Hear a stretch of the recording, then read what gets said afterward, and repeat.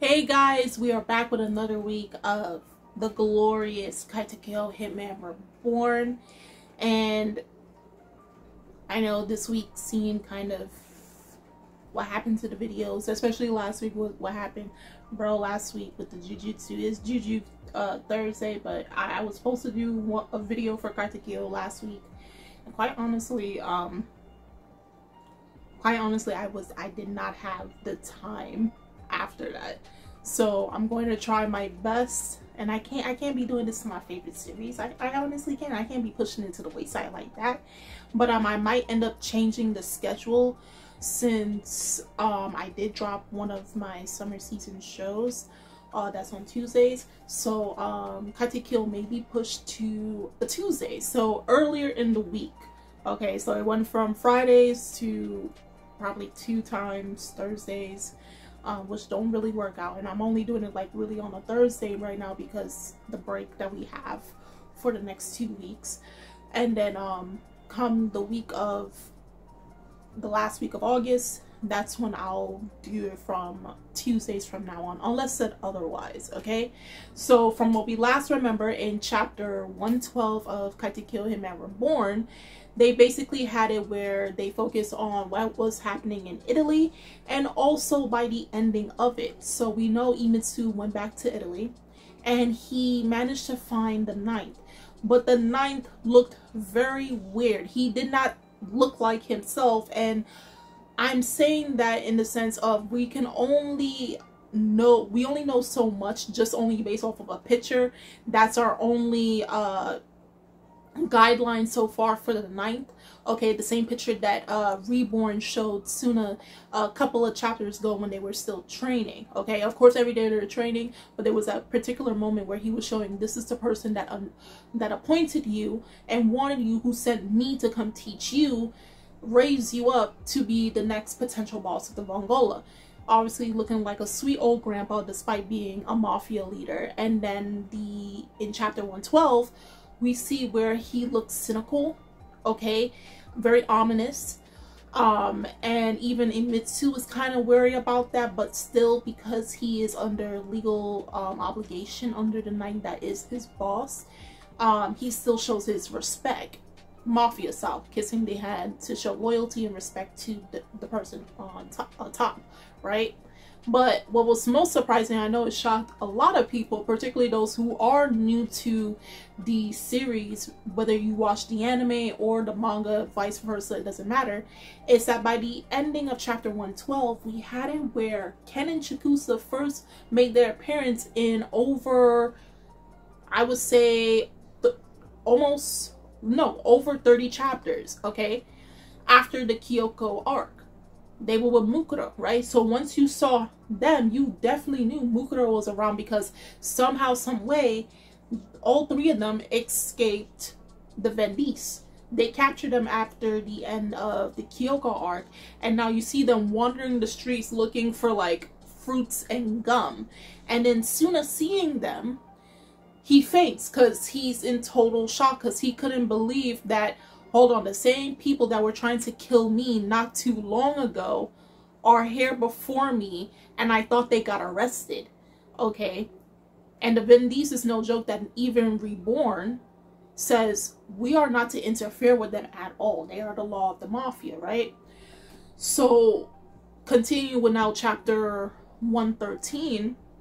We now go to focus on the Varia. So we have Mammon and Belle. They're talking with each other, and as they're talking with each other, we find out that Mammon is trying to figure out who his opponent for later that night is going to be. But every time he tries to pinpoint by using sticky pictures, the same technique he used to find Lambo when all of this started, he's trying to use that ability.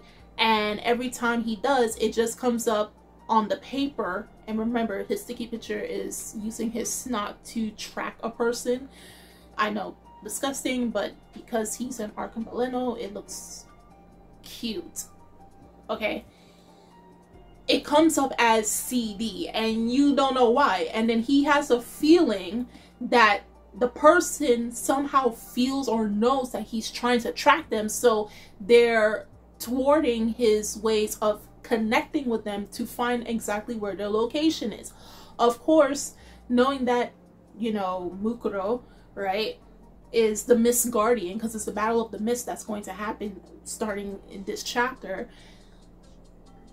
Obviously, knowing what his abilities is, and that leads you to know that Bamon must be of some similar type of fighter or something like that, like Mukuro. So it doesn't work out.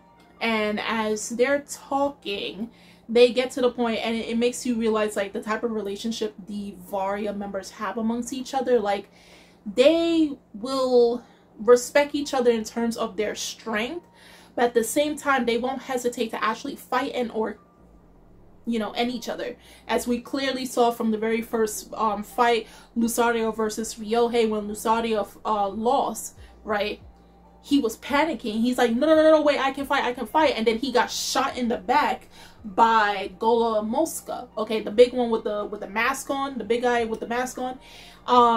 So yeah, all they value is strength and you accomplishing your task at 100%. And if you don't do such, you are therefore eliminated. So these two are ready to go start cutting throats. We even saw Mamon's pacifier, and it's chained up. So that leads many to say, this is particularly the reason, this is going back to 112, this may be the reason as to why Colonello and Reborn, because like they said in chapter 112, when an Arcabaleno gets close to another one, their pacifiers start to glow to signify, oh, you're just like me, okay? But whenever they were passing or getting near Mamon, his never reacted, and it's due to the chain that he has over his pacifier. So obviously it's alluding to some type of power that Mamon may have that can disconnect his pacifier from the other Arcabaleno so he can stay hidden. So that's also one of his powers. So then now we have it where after they had to talk, and also Mamon is money hungry, so he's like, in order to come to the fight later tonight, he's telling Beldis, you need to pay an entry fee, okay, 2 times that. If you don't, it's going to be a problem. I'm gonna come after you. So aka, we got a loan shark the size of a tiny baby who wants his money right then and there. I'm gonna check my checking account, and the money better be already loaded up there, or I'm gonna come after you tonight as well. So now we go back to focusing after Suna saw Ken and Chikusa, and he obviously fainted because he was frauding at the mountain. He's like fainted because he couldn't believe these two are here again. What's funny enough is, as Reborn is talking to both of them, right, he's telling them that, like, despite everything that has happened between all of us, Suna was worrying about them. He genuinely was worrying about their well-being, if they're okay, are they healthy, all of that. And it was shown like a little flashback that he's asking Reborn, like, is there anything I can do? Like, really, are they okay? And Ken and Chikusa, knowing the backstory of them, and if anything, go back to chapter 63 going up and reading the Kyoko arc, we know of their past along with Mukuro, where they were experimented children by mafia members, okay, of various families. That led to Ken having the animal channel, where he puts in different tea carriages, and then he has characteristics of the animal he's embodying. In this chapter, to show that he put on the rhinoceros tea carriages, and then his nose got really pointy and everything. With Chikusa now, his ability to manipulate yo-yos with needles in there and all that precisely and all that stuff. And obviously with Mukuro, with his eye, his 6-pat's eye. That was an experimentation that they did. So obviously they have great animosity towards the mafia, and hence why they did the actions that they did, trying to get to Suna, who's very young and impressionable, and by using him they can topple not only the mafia world but the world itself through governments and everything. Just literally watch the world burn.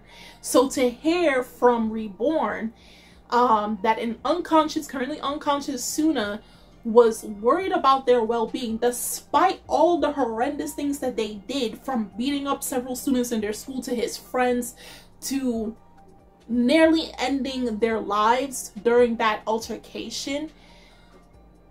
You can obviously tell they're very perplexed and everything, but they don't really try to hurt Suna. It's just more like, ugh, I don't want to hear it. But anyway, we're going to bring the person for the misfight to the battle. Oh, obviously they're talking about Mukuro. He's the challenger for tonight's fight. So fast forward, it is nighttime now, obviously close to midnight, and the fight is about to commence. Somehow we had it where the fight is happening in the gymnasium. So after Yamamoto's fight, where it was obviously some part of the building and they broke down the building, now the fight is now in a new location, which is the gymnasium. And you're wondering, why the gymnasium of all places? Yamamoto is fine. He did get treated by Romario, Dino's right-hand man, and his eye is totally fine. It's just bandage or anything. So he ain't losing an eye, friends. He's not, you know, going pirate mode on any of us, okay? Not that it wouldn't be cool. They did bring still Suna, who was unconscious from that earlier that afternoon, stayed unconscious until the gymnasium, and it was Basil who brought him on, piggyback him on to the gym to bring him there. So as they're talking and everything, trying to see like who is their Miss Guardian, because obviously the barrier has theirs. It's Mamon. He's ready. He's ready to go. He's standing waiting for his opponent, and that's when Ken and Chikusa come to the gym. Now this obviously sets off Gokudera and Yamamoto in particular, because Ryohei, remember back in the Kyoko arc, he was in the hospital and everything. So it's not to say he wasn't alerted by their presence, but more so obviously they know, you know, there's internal beef with Yamamoto, Gokudera versus these two. So they're like, okay, if you guys are here, what, I mean, first and foremost, why are you guys here in the first place? What do you mean? Our Miss Guardian is one of them? Then that's when Suna, as he's watching all of this happen, he gets a chill down his spine. Now, if you watch the anime version, I think they went a little bit more in depth. When Suna ever gets a chill, okay, when he feels like the place is getting very murky, very cold, that's always to signify that Mukuro is close, and only he can feel it, okay? He started getting that feeling due to his hyper intuition when he first came across Mukuro, right? It happened again, and he's like, oh, he's here. But the person that was walking through, they start speaking Italian, and this individual is saying, no, you're wrong. And you're like, wait, hold on. How is Suna wrong? There's no way for Ken and Chikusa to be where they at, because it's not like it's the first time they broke out of prison, okay? And in the end of chapter 112, when Hibari passed Mukuro, Mukuro was like, oh, you have gotten stronger, no wonder, okay? To no surprise, right? Only one person can say that. Remember, especially Hibari is vexed, more than vexed with Mukuro after what he did to him the first time. So it makes you wonder, only one person can say that to Hibari, and only one person is enough to send down such eerie chills down Suna's spine that he knows, oh, he's near, is Mukuro.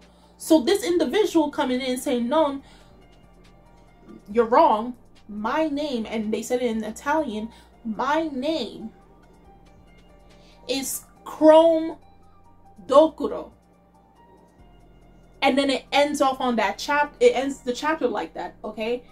And then I know for those who are new, okay, manga or anime, doesn't matter, you're wondering, okay, her style is very similar to Mukuro's, obviously. She's wearing the Kyoko middle school uniform, so I mean, she goes to the same middle school as all three of them, Ken, Chikusa, and Mukuro, right? Her hairstyle is it resembles Mukuro's, but for a girl, okay, the pineapple hair shape. And she's carrying his trident. Now I know you guys are like, okay, so did Mukuro use illusion to present himself as a girl or anything? No, she's her own person, okay? One of the best girls in Katekyo, I have to say. One of the best female characters in the series, okay? She finally made her appearance after 113 chapters. She's finally made her appearance, and she's going to be fighting in the Miss representative battle for the half ring, okay? So it's not Mukuro that came. She was just impersonating him. She gave off the same feeling as him, but she's not Mukuro, okay? So all you have to do is just kind of wait, unless you want to go and read chapter 114. But yeah, new player has come onto the scene, and it's not who everybody was expecting. It's someone completely different.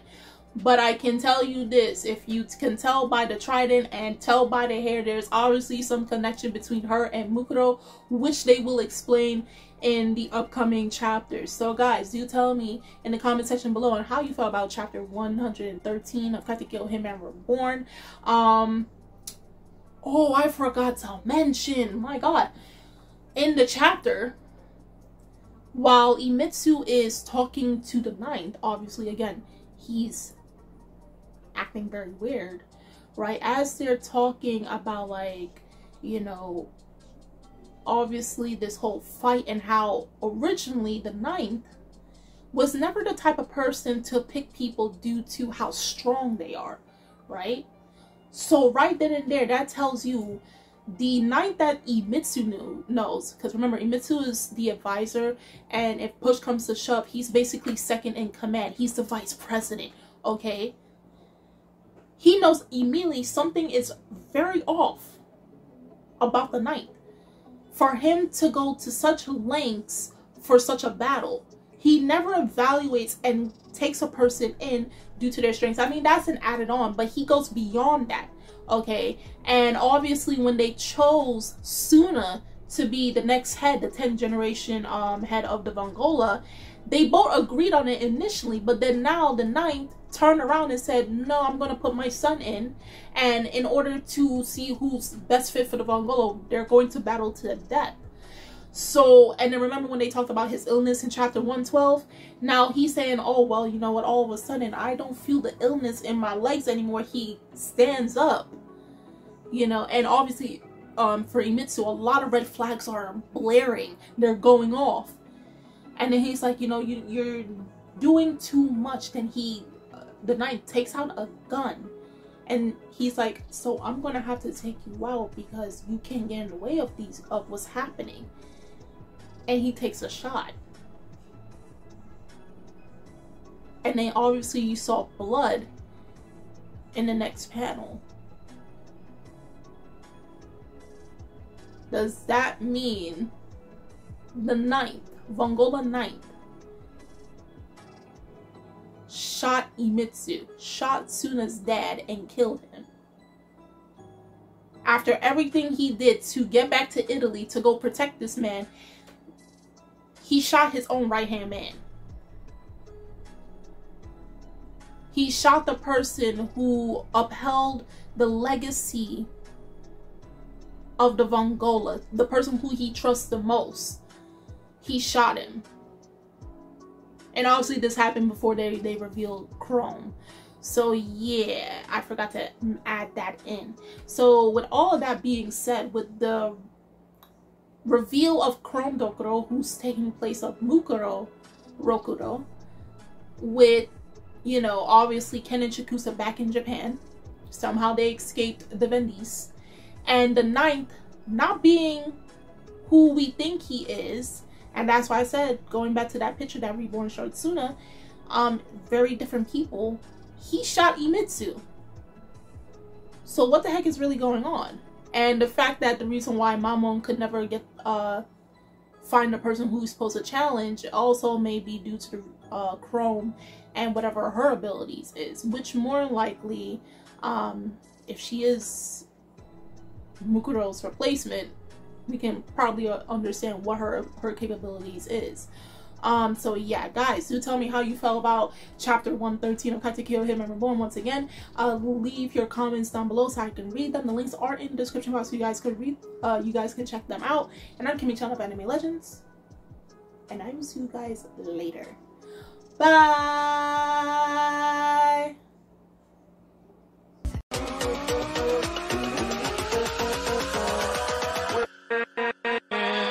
With